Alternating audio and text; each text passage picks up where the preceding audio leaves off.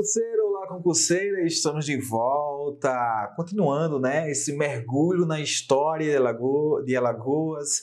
Espero que você aí esteja, né, entendendo, compreendendo. Se não, volta mais uma vez, assista com calma, depois de eu fazer outras revisões, fica tranquilo, tá? O meu objetivo é que você saia tranquilo daqui desta aula, muito seguro. Vamos lá, né? Finalmente conhecer aí, né, a emancipação, como ocorreu a emancipação de Alagoas. E para entender melhor a emancipação de Alagoas, eu preciso trazer as revoltas ao longo, né, desse período que estamos trabalhando, né, entre os séculos 17 ao século XVIII, ao século XIX, tá? Entre os séculos 17 e 19. Vamos começar tratando da revolta dos escravos. Em Pernambuco foi identificado pelas autoridades coloniais, né, na comarca de Alagoas, entre 1814 e 1815, um conjunto de negros quilombolas oriundos, tá, das revoltas escravas na Bahia. Então, um link bacana, né, entre essas manifestações, essas revoltas e a revolta dos alfaiates, a revolta dos escravos ali na Bahia, 1798. O objetivo era invadir Natal em 1814, né? Transferida para 1815, a expressão ou a repressão partiu de Recife e ganhou força para exterminar o provável quilombo. Olha, mais uma vez, já professor, o Quilombo dos Palmares foi reprimido, destruído no final do século XVII. Mas se liga, concurseiro, não havia só um quilombo, mas sim diversos quilombos, não só em Alagoas, mas em todo o Brasil, tá bom? Então não há só o Quilombo dos Palmares, há dezenas e dezenas de quilombos espalhados por todo o Brasil, beleza? Foram 37 negros, tá? 37 negros de várias nações, Uçá, Fulã, Alçá, e um branco. O preto Joaquim, considerado aí o mentor, foi executado e outros condenados à morte. E agora, finalmente, né, vamos ver o desmembramento de Alagoas, tá, da capitania de Pernambuco. E aí eu vou lembrar da Revolução Pernambucana de 1817, ou conhecida como a Revolução dos Padres. Vamos lá, o contexto, período joanino. Família real desembarca no Brasil em 1808, no contexto da era napoleônica. Napoleão Bonaparte, na Europa, tinha um projeto, dominar toda a Europa, só que aí Napoleão tinha que derrotar os russos e derrotar os ingleses. Olha só, difícil, né? Mas Napoleão, para tentar prejudicar a economia inglesa, vem estabelecer o bloqueio continental em 1806, ou seja, nenhum país do continente europeu poderia adquirir mercadorias dos ingleses a partir deste decreto. Só que Portugal, altamente endividado, Portugal estava subserviente à Inglaterra, e aceitar esse decreto poderia gerar problemas, tipo: como é que eu vou rejeitar comprar mercadorias a um país que eu estou devendo? Ou esse país deve me cobrar sistematicamente ou ocupar territórios para compensar essa dívida. Daí a solução foi: vamos para a colônia, enquanto que na Europa, né, os ingleses vão enfrentar aí Napoleão Bonaparte. Eis o contexto da transferência ou transmigração da família real. Então, o período joanino, que vai de 1808 a 1821, tem uma marca indelével, que é o quê? Essa marca indelével é o centralismo político, o autoritarismo. Além disso, foi um governo que trouxe melhorias, sim, para o Rio de Janeiro, criação de jardim botânico, também valorizando a cultura francesa, a missão artística francesa, destacando Jean-Baptiste Debré, né?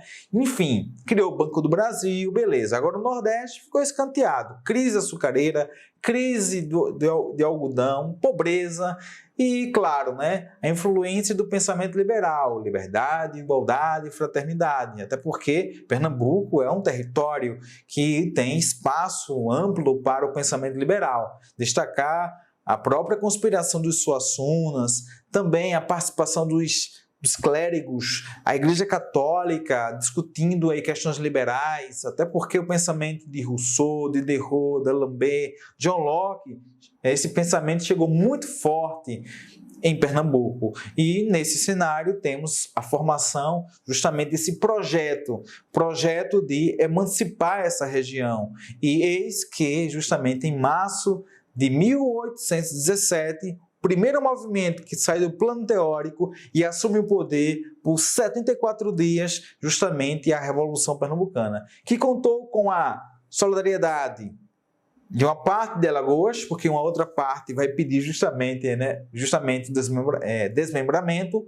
A Paraíba contou também com a participação do Rio Grande do Norte e do Ceará. Então, a Revolução Pernambucana, concurseiro, tem essa importância em relação à emancipação de Alagoas, e a Revolução Pernambucana foi esse movimento federalista, anti-lusitano e combate ao poder central. Quando a revolta teve início, o ouvidor Antônio Ferreira Batalha, responsável pela comarca da Vila de Alagoas, lembre-se, Vila de Alagoas, atual, Marechal Deodoro, enviou o Conde d'Arcos explicando que desmembraria a sua comarca de Pernambuco. Então, veja que o ouvidor Antônio Ferreira encontrou uma oportunidade, Interessante que, como a Revolução Pernambucana, também conhecida como a Revolução dos Padres, ou Insurreição Pernambucana de 1817, tem um caráter anti-lusitano. Então, justamente, vai ser nesse caráter anti-lusitano que vai ser encontrada uma brecha para romper laços. Aí você acha que Dom João vai rejeitar esse pedido de desmembramento. Na verdade, o território de Pernambuco, que abrangia ali a parte extrema oeste da Bahia, Alagoas, você vai ter Pernambuco perdendo territórios pós-Revolução Pernambucana, porque você tem isso como castigo, tá bom? Então, quando a revolta teve início, o ouvidor Antônio Ferreira Batalha, responsável pela comarca da Vila de Alagoas, enviou o Conde d'Arcos explicando que desmembraria a sua comarca de Pernambuco.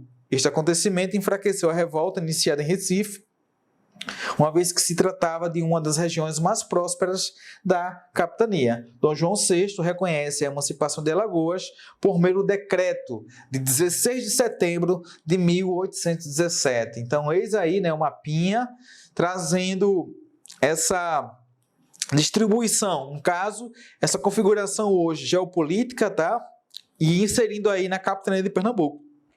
Então, hoje nós temos o estado de Alagoas, essa é a sua delimitação territorial e a inserção na capitania de Pernambuco. Olha só mais uma outra ilustração bacana, em que nós temos Porto Calvo, muito importante para o início da história de Alagoas, e aí fazendo referência inicial a Marechal Deodoro, hoje Marechal Deodoro, e também Penedo. Em relação à composição, vamos ver aí essa área litigiosa, essa em vermelho, essa disputa entre Pernambuco e Alagoas.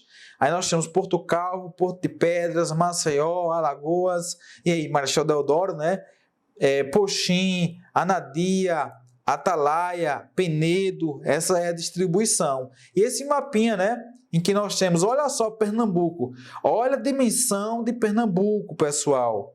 Pernambuco, olha, que chega aí pegando a comarca de São Francisco, essa parte oeste da Bahia, chega ali até Minas Gerais.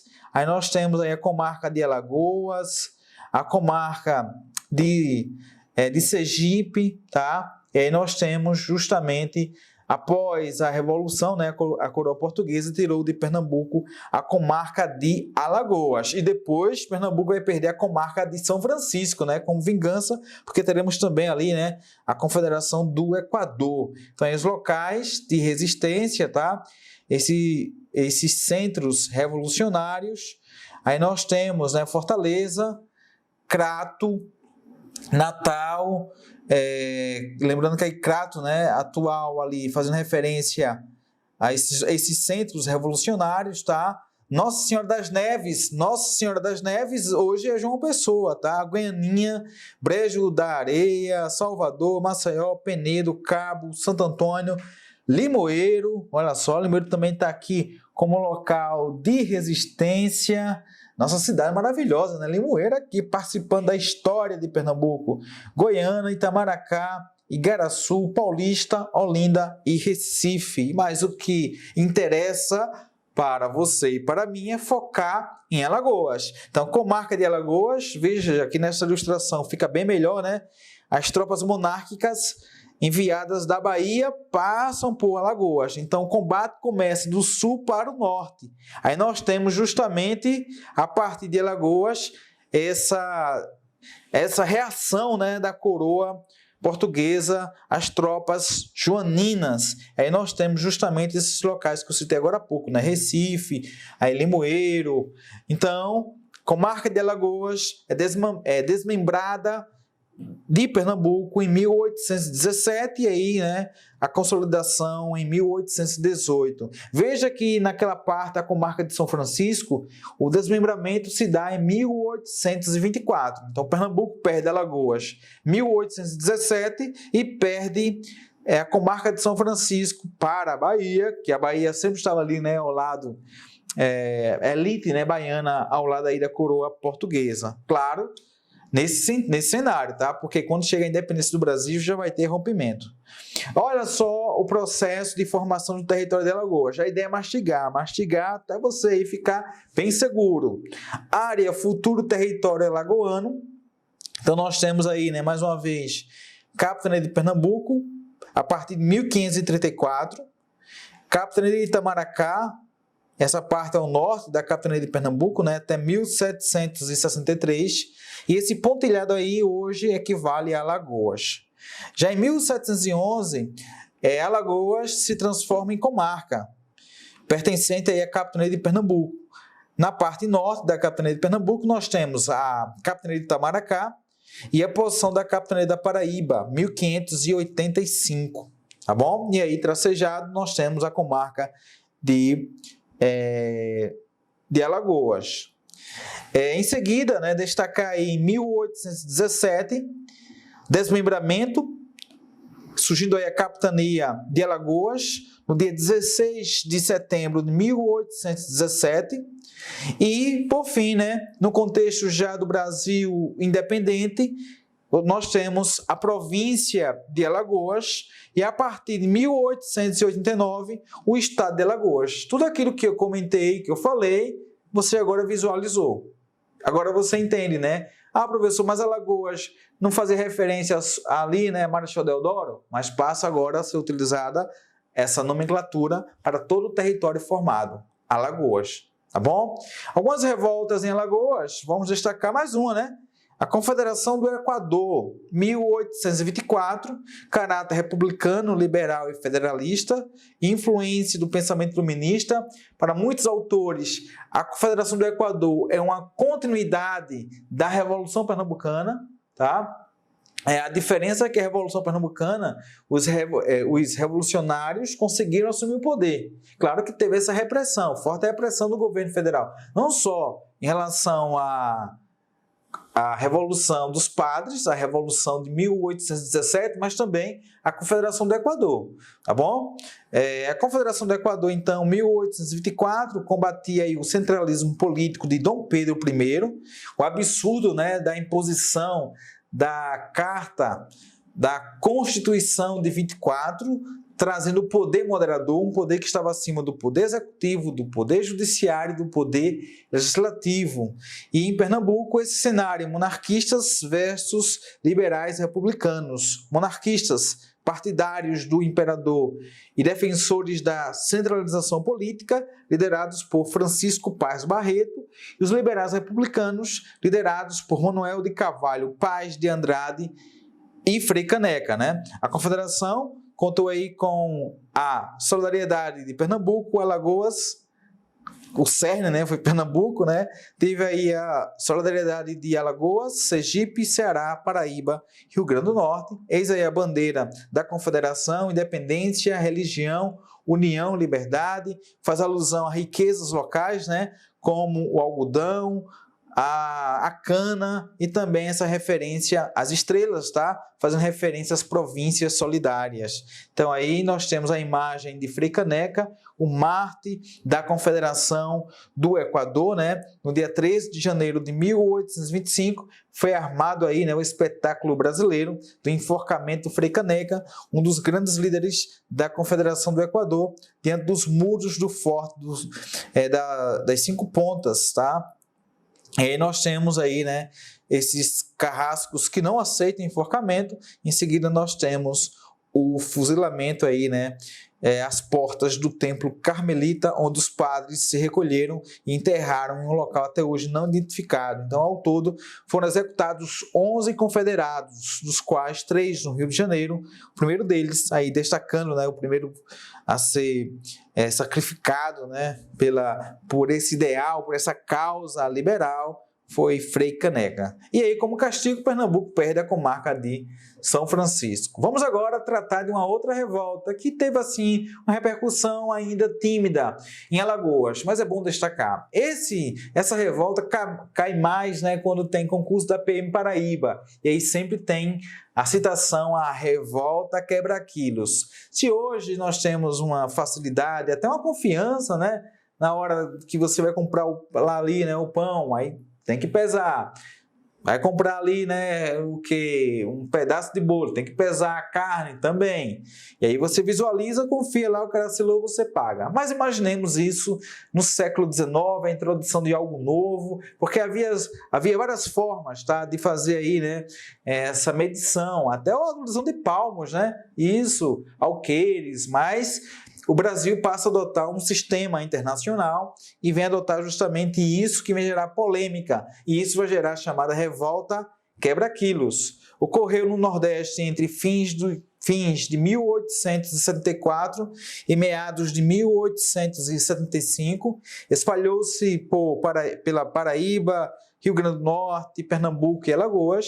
Na Paraíba havia um sentimento de revolta com recentes acontecimentos religiosos, né, envolvendo o Estado, a Igreja e segmentos maçônicos, que resultaram na prisão de um bispo em Pernambuco. A adoção desse sistema métrico decimal soma-se também ao alistamento militar, e na Paraíba gerou aí um clima mais tenso com a adoção do imposto do chão para permitir a prática do comércio nas feiras livres. Aliás, até hoje, né? Se na tua cidade tem a feira livre, dia de sábado, dia de segunda, dependendo da cidade, né? Você tem aqui algumas cidades em Pernambuco na segunda, outras no domingo, outras no sábado. Então nós temos justamente nessas feiras livres o aluguel daquele local. Então, para colocar aquele banco de feira, tem que fazer justamente pagamento. E aí nós temos esse imposto do chão, que vem deixar a situação mais difícil. Veja na ilustração, né, aos quebra-quilos. Por que quebra-quilos? Porque a população revoltada pegava o quilo e ficava jogando, né, fora, quebrando. E aí nós temos justamente essa referência aos quebra-quilos, tá? Então, a revolta quebra-quilos, revolta sem liderança e sem unidade, né? Foi rapidamente sufocada e muitas pessoas foram duramente castigadas, tá? Outras processadas, como o padre Calixto Correia, vigário de Campina Grande. O ícone do levante foi o negro João Vieira, né? Conhecido como João Carga d'Água. Morava em Campina Grande, que ficou famoso aí, né? Que ficou famoso, aliás, pela agressividade com que arremessava os pesos e medidas do sistema. Então, João Carga d'Água conseguiu ainda fugir, tá bom? Em relação a Alagoas, aí eu fiquei assim interessado, mas qual foi a repercussão de fato em Alagoas? Eu encontrei esse recorte aqui, veja. A primeira notícia sobre o quebra-quilos em Alagoas se deu na antiga povoação de Mundaú Mirim, né, em 26 de dezembro de 1874, cuja narrativa do senhor Manuel Martins de Miranda ao presidente da província, que era o nome dado, né, esse chefe maior, que depois já é o governador do estado, no cenário já da república, em medidas e ainda incêndio, né, de cartórios do juiz de paz e do subdelegado, que durou por mais ou menos um ano. Então nós temos também aqui, né, esse respingo da revolta quebra-quilos em Alagoas, mas aí carecem de mais informações, tá? De fontes mais seguras. Já essa revolta aqui, até tive a oportunidade de ir a Maragogi, e lá em Maragogi eu gravei um vídeo, né, falando sobre a cabanada entre 1832 a 1835. O que foi a cabanada? Por favor, não confundir, veja que alguns livros preferem até utilizar a cabanagem em relação a Pernambuco e Alagoas e a cabanada em relação ao Pará.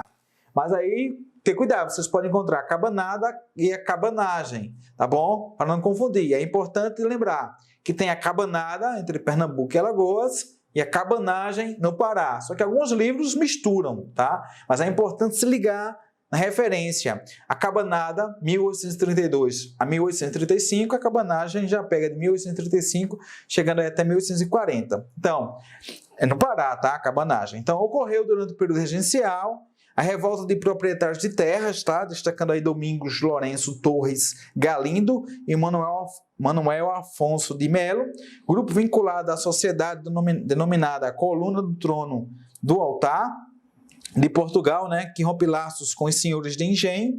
A revolta possui caráter anti-escravista, que é interessante, né, que eu já peguei questões falando sobre a cabanada, em que esses senhores de engenho vão entregar armas aos escravos.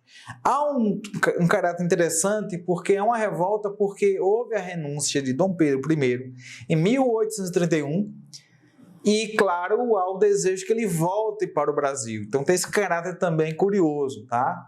Ele vai morrer, né, Dom Pedro I, depois perde sentido aí clamar pelo retorno de Dom Pedro, que a gente pode dizer que Dom Pedro representava justamente os interesses de uma elite. Então, a saída dele gerou riscos, né, para que essa elite não ficasse mais uma vez, né, ou pelo menos essa elite não tivesse mais prestígio. Mas isso não aconteceu, a elite continuou com prestígio até hoje, tá? E você tem a revolta que ocorreu entre o norte de Alagoas e o sul de Pernambuco, Panelas de Miranda e na região da Praia da Barra Grande, hoje Maragogi, por isso que eu gravei o vídeo em Maragogi. A rendição ocorreu em 1835 e uma das lideranças Vicente de Paula. Outra revolta em Alagoas, a revolta dos lisos e cabeludos. Aí já é no contexto, né, do Segundo Império, que seria a representação de liberais e conservadores. Tá? Então, a separação entre Pernambuco e Alagoas gerou polarização política em relação, né, à coroa portuguesa. Os conservadores, os lisos, tá, fiéis à coroa, discordavam daqueles que eram favoráveis a Dom Pedro I. Então, esses conservadores, né, mais ligados aí à coroa portuguesa, enquanto que os cabeludos, tá? Os cabeludos que eram os liberais que desejavam justamente esse rompimento. Então, na disputa pela capital, Marechal Deodoro ou Maceió, tá? Aquela disputa seria Marechal Deodoro ou Maceió, tá? E a gente vai daqui a pouquinho ver justamente a origem de Maceió. Então, Marechal Deodoro, Alagoas, né? Ou Maceió. Então, dois alagoanos destacaram-se, né? Cansanção de Sinimbu, cabeludos, e Tavares Bastos, os lisos. Em 1844, os lisos invadiram Maceió, efetuando disparos durante 2 horas de tiroteio. Alagoas gosta de tiroteio, né? A história de Alagoas sempre parece tiroteio, né? Este evento não teve suporte aí popular. Foi uma disputa política entre dois grupos, um mais conservador e outro liberal. Os conservadores, os lisos, e os cabeludos, nós temos aí, né, os liberais. É claro que eu vou fazer uma pesquisa ainda mais ampla para saber a origem. Eu gosto de saber a origem do termo, tá? Mas, em linhas gerais, a expressão cabeludo, vamos aqui trazer um evento ali na história inglesa, né? Os cabeças redondas. Há uma tradição da elite que ali no cenário do século XVII, na Europa, né, ter cabelos longos representava a elite, a sofisticação, a etiqueta. Não ter esse cabelo longo, mesmo que fosse peruca, representava justamente você ser um liberal e você ter uma origem não nobre. Daí a expressão cabeça redonda, que aí faz referência aqui, né? Os lisos e cabeludos. Faz alusão à questão do cabelo? Aí eu preciso pesquisar mais, porque aí as fontes que eu analisei não traz esses detalhes, mas eu vou pesquisar e claro que a gente traz para vocês. Professor, vou ter que lembrar agora a origem do nome liso. Não, é só lembrar, conservadores e liberais. Um grupo mais próximo à coroa portuguesa, o outro grupo que desejava autonomia, tá bom? E esse embate aí sobre quem vai ser a capital da província, Marechal Deodoro ou Maceió? Então aí você tem essa disputa também interessante. Olha só, no início da República, vamos agora lembrar eventos que marcaram a história aí de Alagoas no período republicano. Saímos do Império, destacando essa briga entre lisos e cabeludos. Vamos agora para o período republicano. No início da República, né, Marechal Deodoro designou Pedro Paulino da Fonseca, Marechal Deodoro, presidente, tá? Lembrando que a proclamação da República, 15 de novembro de 1889, tem aí, né, Marechal Deodoro que vem fazer essa proclamação. Pedro Paulino da Fonseca, né, seu irmão, para governar Alagoas. O primeiro governador eleito após a promulgação da Constituição, 12 de junho de 1891, foi o mesmo, tá? Esse Pedro Paulino da Fonseca, destacando a oligarquia malta entre 1900 a 1912. Fala em oligarquia também, faz parte da história de Alagoas, né? Sempre tem ali um nome forte, né, que fica no poder, que deixa para o seu filho. É assim a história de Alagoas também, tá? Em relação à família Collor, a família Calheiros, tá? Aí nós temos a política de interventores, já no contexto da era Vargas. Tentativa de impeachment, né? Poderia ser o primeiro impeachment, né, do governador na história do Brasil. E aí nós temos esse acontecimento, um tiroteio, né, forte na Assembleia Legislativa, disse a vocês, mas um tiroteio na história de Alagoas, tá? E essas tensões políticas que infelizmente permanecem até hoje, tá? Décadas de 70, 80, 90, anos 2000, 2010, por isso que o governador, né, encaminha novos concursos para diminuir cada vez mais, né, os números da criminalidade e, infelizmente, né, essas tensões políticas que marcam também a história de Alagoas. Mas não só a história de Alagoas, né? De Pernambuco também, a disputa política é muito grande. E agora chegou a hora do resumão, um resumão geral para você aí ficar de boa. Vamos lá! O início do século XVII, Alagoas, aliás, início do século XVIII, Alagoas é elevada à condição de comarca, graças ao destaque produtivo no setor agrícola, né? Como eu falei, não tem como falar da história de Alagoas sem aí fazer alusão à produção açucareira. Em 1730, o governador de Pernambuco evidenciou o crescimento de Alagoas, destacando a produtividade da região. Em 1770, o algodão entra no conjunto de cultivos alagoanos. Em 1754, publica-se a obra poética do Frei João de Santa Ângela, né? Primeira obra de um alagoano. Em 1816, foram registrados 89 mil habitantes em Alagoas. O Senado da Revolução Pernambucana, né, de 1817, foi importante no processo da emancipação de Alagoas e com jurisdição em Porto Calvo, em 16 de setembro de 1817, João VI, né, Dom João VI, efetiva a emancipação de Alagoas. Aí você pergunta, em Maceió, professor, o senhor disse que ia falar de Maceió. Calma, meu jovem. Após a emancipação, Alagoas passa a ter como capital, olha só, após a emancipação, o atual estado de Alagoas passa a ter como capital Vila de Alagoas. Vila de Alagoas, atual Marechal Deodoro. O primeiro governador da nova capitania foi Sebastião de Melo Francisco Povas. Neste período, Alagoas já possuía 8 vilas e 110 mil habitantes. Na segunda metade do século XVIII, surge um engenho de açúcar chamado Maceió, palavra de origem indígena que significa alagadiça. Veja, alagadiça, Alagoas, né? Então, Maceió, até Maceió tem a ver também com a região alagadiça. Então, Maceió, que se transforma em Maceió.